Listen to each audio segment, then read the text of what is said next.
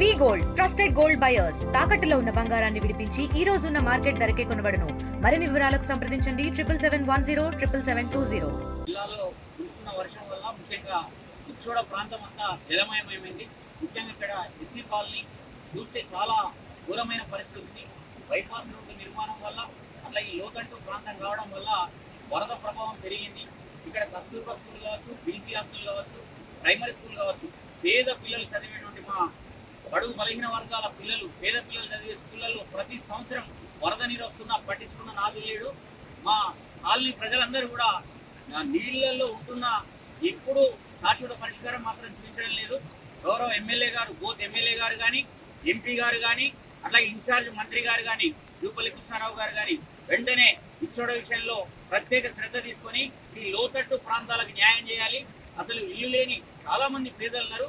ఈ పునరావాస ప్రాంతం ఏదైతే ఉందో వరద ప్రాంతం ఉన్నటువంటి వాళ్లకు వెంటనే ఇందిరమ్మ ఇల్లు ప్రభుత్వం ఇచ్చేటువంటి ఇల్లు మంజూరు చేయాలి.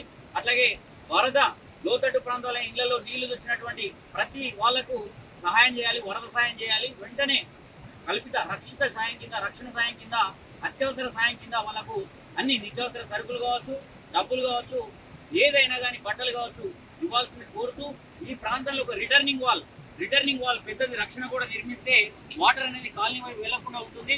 కాబట్టి ఆ రకంగా ప్రతి సంవత్సరం చాలా ఇబ్బందులు పడుతున్నారు.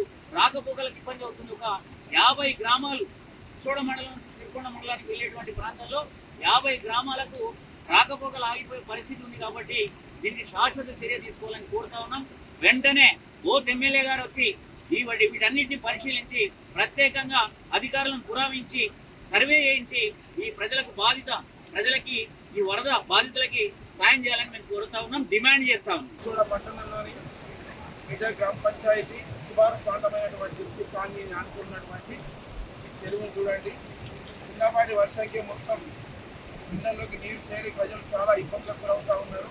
ఇప్పటి వరకు అధికార యంత్రాంగం ఈ విషయంలో చర్యలు తీసుకోలేదు.